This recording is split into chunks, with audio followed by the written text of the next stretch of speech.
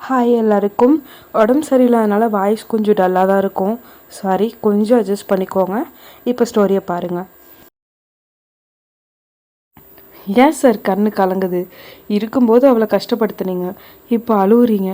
முதல்ல அவள் எப்போ வீட்டை விட்டு போனான்னு சொல்லுங்கள், அப்போதான் சீக்கிரம் தேட முடியும் என்று மயூராவின் தோழிகள் கூற 15 நிமிஷம் இருக்கும் என்றான் அர்ஜுன். சரி, நாங்கள் எல்லாரும் ஒவ்வொரு பக்கம் போய் தேடுறோம். நீங்கள் உங்கள் ஆளுங்க 10-15 பேருக்கு சொல்லி தேட சொல்லுங்கள் என்று மயூராவின் தோழிகள் கூற, இல்லை, முதல்ல 3 பேரும் போய் போலீஸில் கம்ப்ளைண்ட் கொடுங்க.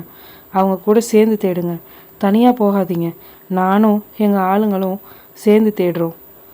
எதுக்கும் உங்கள் ஃப்ரெண்ட்ஸ் யாராவது இருந்தால் அவள் வந்தாளான்னு கேட்டு பாருங்க என்று கூறிவிட்டு காரை எடுத்துக்கொண்டு கிளம்பினான் அர்ஜுன். வீட்டில் காரை போட்டுவிட்டு அவன் வீட்டில் வேலை பார்க்கும் 20 ஆட்களிடம் மயூராவை தேட சொல்லிவிட்டு வண்டியை எடுத்துக்கொண்டு கிளம்பினான். டாக்ஸி சென்ற வழியிலேயே வண்டியை ஓட்டி கொண்டு சென்றான். மயூராவின் தோழிகள் 3 சேர்ந்து போலீஸில் புகார் கொடுத்தனர். உடனே போலீசாரும் சேர்ந்து தேடத் தொடங்கினர். அவர்களோடு சேர்ந்து மயூராவின் தோழிகளும் தேடத் தொடங்கினர். வண்டியில் சென்று கொண்டிருக்கும் போதே அர்ஜுனுக்கு மயூரா வேலைக்கு சேர்ந்தது, அவனை திட்டியது, பேசியது அனைத்தும் படம் போல மண்டைக்குள் ஓடியது. தன்னை மீறி கத்தி அழ தொடங்கிவிட்டான். குட்டச்சி, எங்கடி இருக்க?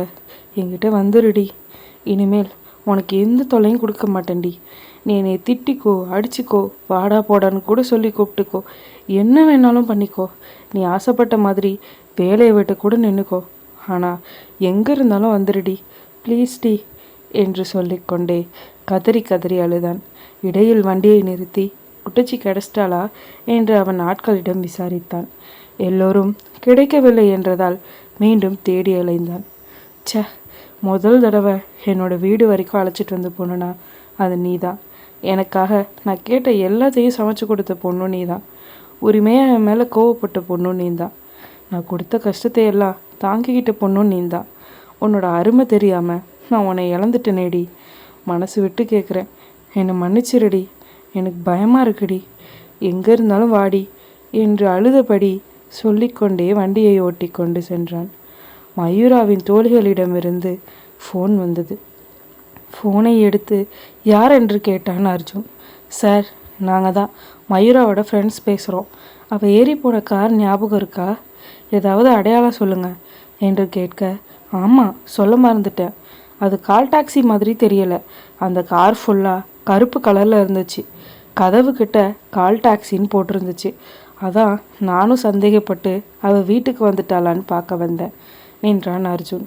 ஓகே சார், நாங்கள் தேடி பார்க்குறோம் என்று கூறிவிட்டு ஃபோனை வைக்க அர்ஜுன் மீண்டும் தேடத் தொடங்கினான்.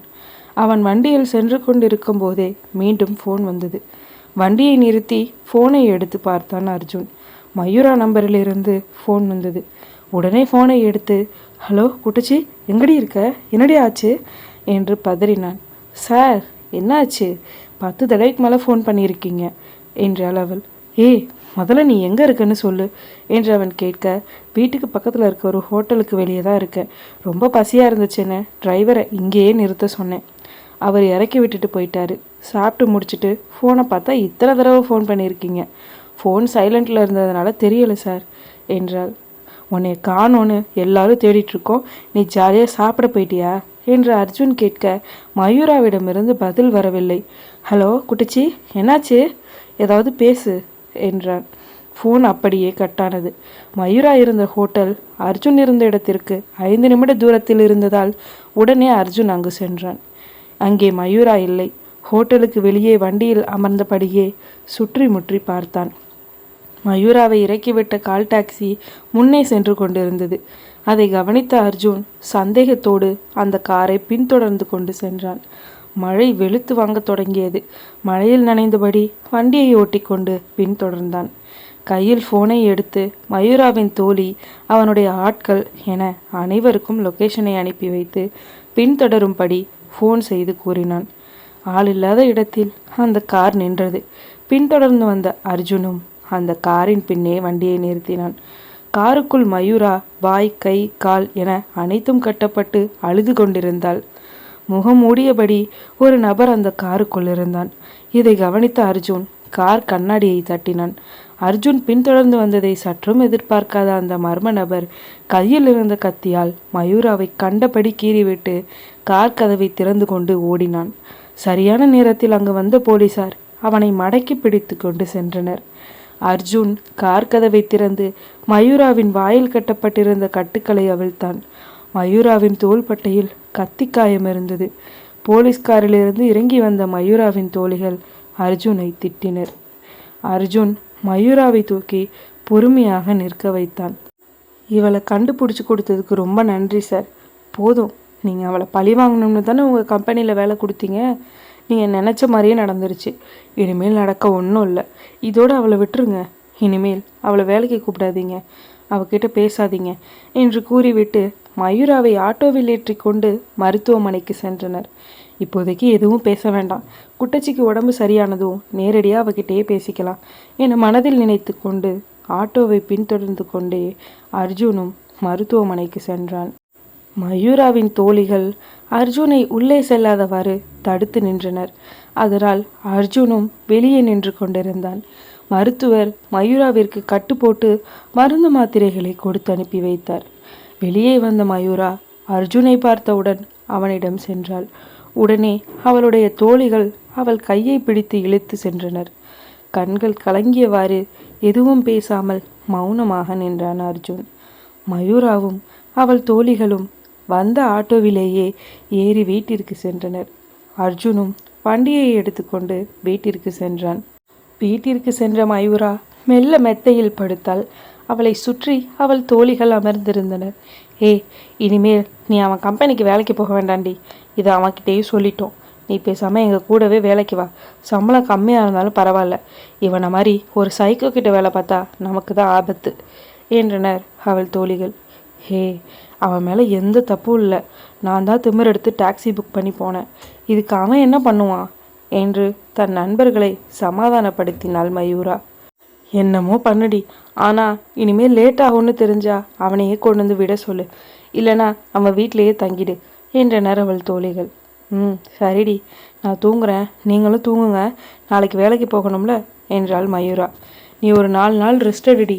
உன்னோட சாப்பாடு செலவெல்லாம் நாங்கள் பார்த்துக்குறோம் என்று கூறிவிட்டு அவள் தோழிகள் தூங்கினர். மயூராவுக்கு தூக்கமே வரவில்லை. ஃபோனை நோண்டி கொண்டிருந்தாள். வீட்டிற்கு சென்ற அர்ஜுன் நடந்ததை நினைத்து தூங்காமல் முழித்து கொண்டிருந்தான். திடீரென ஒரு மெசேஜ் சத்தம் கேட்டது. இந்த நேரத்தில் யாரு என ஃபோனை எடுத்து பார்த்தான் அர்ஜுன். நான் நல்லா இருக்கேன் சார். என்னோடய ஃப்ரெண்ட்ஸ் தான் உங்கள் மேலே உள்ள கோவத்தில் பேச விடாமல் கூட்டிகிட்டு போயிட்டாங்க. கோச்சிக்காதீங்க சார் என்று மெசேஜ் அனுப்பியிருந்தாள் மயூரா. அதை படித்த அர்ஜுன் ஐ மிஸ் யூ என்று பதில் மெசேஜ் அனுப்பினான். அதை பார்த்த மயூரா என்னாச்சு சார் என்று கேட்க, எனக்கு ஒன்று பார்க்கணும், நேரில் நிறைய பேசணும் ப்ளீஸ் என கெஞ்சினான். ஓகே சார், நாளைக்கு என்னோடய ஃப்ரெண்ட்ஸ் வேலைக்கு போயிடுவாங்க. நீங்கள் காலையில் 10 மணிக்கு வீட்டுக்கு வாங்க, பேசலாம் என்றாள். அந்த மெசேஜை பார்த்த அர்ஜுன் சரி கண்டிப்பாக வரேன், நீ தூங்கு என்று ஃபோனை வைத்துவிட்டு மீண்டும் யோசிக்க தொடங்கினான். இனிமேல் குட்டச்சிக்கு தொல்லை கொடுக்கக்கூடாது என மனதில் நினைத்து கொண்டு அப்படியே உறங்கினான். காலையில் மயூராவின் தோழிகள் மயூராவை குளிக்க வைத்து அவளுக்கு சாப்பாடு ஊட்டிவிட்டு வீட்டில் இருக்கும் அனைத்து வேலைகளையும் முடித்துவிட்டு அவளை மெத்தையில் படுக்க வைத்துவிட்டு எந்த வேலையும் இல்லை, மதியம் உனக்கு பிடிச்ச சாப்பாடு ஆர்டர் போட்டு சாப்பிடு என்று கூறிவிட்டு வேலைக்கு கிளம்பினர். மயூராவும் மெத்தையில் படுத்துக்கொண்டு டிவி பார்த்து கொண்டு இருந்தாள். சரியாக 10 மணிக்கு காலிங் பெல் சத்தம் கேட்டது. அர்ஜுன் தான் வந்திருக்கிறான் என தெரிந்து கொண்டு கதவை திறந்தாள் மயூரா. கையில் ஏதேதோ பைகளை வைத்து கொண்டு நின்றான் அர்ஜுன். வாங்க சார், என்ன கரெக்டாக 10 மணிக்கு வந்துட்டீங்க என்று மயூரா கேட்க, என்னால் தான் உனக்கு இப்படி ஆகிடுச்சு, அதான் உன்னை பார்த்தே ஆகணும்னு முடிவு பண்ணி சீக்கிரம் வந்துட்டேன் என்றான் அர்ஜுன். அதெல்லாம் ஒன்றும் இல்லை, நீங்கள் முதல்ல உள்ளே வாங்க என்றாள். அவனும் உள்ளே வந்து சோபாவில் அமர்ந்தான். சொல்லுங்கள் சார், என்ன விஷயம் என்றாள் மயூரா. உன்னை கடத்திட்டு போனவன் மேலே கேஸ் கொடுத்துட்டேன். எப்படி கடத்திட்டு போனான் என்று அர்ஜுன் கேட்க, முதல்ல ஹோட்டலில் கொண்டு வந்து விட்டான். நானும் விட்ட உடனே உள்ளே போய் சாப்பிட ஆரம்பிச்சிட்டேன். சாப்பிட்டு வெளியே வந்து உங்களுக்கு ஃபோன் பண்ணி பேசினேன்ல, அப்போது அந்த கார் ஓரமாக நின்றுட்டு இருந்துச்சு. நானும் அதை கவனிச்சுக்கிட்டே உங்ககிட்ட பேசினேன். மெதுவாக கார் பக்கத்தில் வந்துச்சு. நானும் கார்கிட்ட போய் என்னன்னு கேட்டேன். அவன் காரை விட்டு வெளியே வந்து டக்குன்னு வாயை பொத்தி கட்டி போட்டுட்டான். மழை பெஞ்சிட்டு இருந்ததுனால ஆள் நடமாட்டம் இல்லை, யாரும் பார்க்கல. ஃபோனும் காருக்குள்ளே விழுந்துருச்சு. கை கட்டி போட்டதுனால எடுக்க முடியல. இதுதான் நடந்துச்சு என்றாள் மயூரா. இதெல்லாம் சொல்லி கேஸ் கொடுத்தா நீ தேவையில்லாமல் அலையணும். அதான் நானே ஒரு பொய் கேஸ் போட்டிருக்கேன். போலீஸ்க்கு தான் உண்மை தெரியுமே, அவங்க பார்த்துப்பாங்க என்றான். சரி சார், ஏதாவது சாப்பிட்றீங்களா என்றாள் மயூரா. ஒன்றும் வேணாம், உனக்கு ஸ்நாக்ஸ் ஃப்ரூட்ஸ் எல்லாம் வாங்கிட்டு வந்திருக்கேன், சாப்பிட்டு நல்லா ரெஸ்ட் எடு என்று வாங்கி வந்ததை அவள் கையில் கொடுத்தான். இதை சொல்ல தான் அவ்வளோ தூரம் வந்தீங்களா? ஃபோன்லேயே சொல்லியிருக்கலாம்ல என்றாள் மயூரா. இல்லை, நான் வேற ஒரு விஷயம் சொல்ல தான் வந்தேன் என்றான் அர்ஜுன். என்ன விஷயம் சார், சொல்லுங்க என்றாள் மயூரா. இல்லை, இது வரைக்கும் யாரையும் நான் என்னோடய வீட்டுக்கு கூப்பிட்டு போனதில்லை. உனக்கு தொல்லை கொடுத்த அளவுக்கு யாருக்கும் தொல்லை கொடுத்ததில்ல. நான் அதிகமாக உரிமை எடுத்துக்கிட்ட முதல் ஆள் நீ தான். ஆனால் அது உன்னை இவ்வளோ கஷ்டப்படுத்தும்னு நான் நினைக்கல. உன்னோட வேலை வேணாம்னு நீ இன்டர்வியூக்கு வந்த முதல் நாளே சொன்னேன். ஆனால் நான் தான் அதை கேட்கல. என்னோட தப்பு தான்.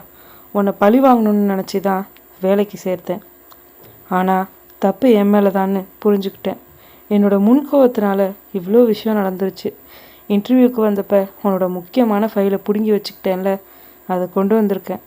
நீ ஆசைப்பட்ட மாதிரி உனக்கு பிடிச்ச வேலையை பாரு. இனிமேல் நான் உனக்கு எந்த விதத்துலேயும் தொல்லை கொடுக்க மாட்டேன் என்று கூறி ஃபைலை அவள் கையில் கொடுத்தான் அர்ஜுன். ஏன் சார், என்னால் உங்களுக்கு நிறைய பிரச்சனை வருதா?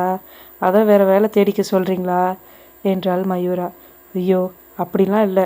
நீ பிடிக்காம தானே என்கிட்ட வேலை பார்த்த, அதான் உனக்கு பிடிச்ச மாதிரி இருக்க சொன்னேன் என்றான் அவன். ஆமாம், நீங்கள் ரொம்ப வேலை வாங்கிறது எனக்கு பிடிக்கல.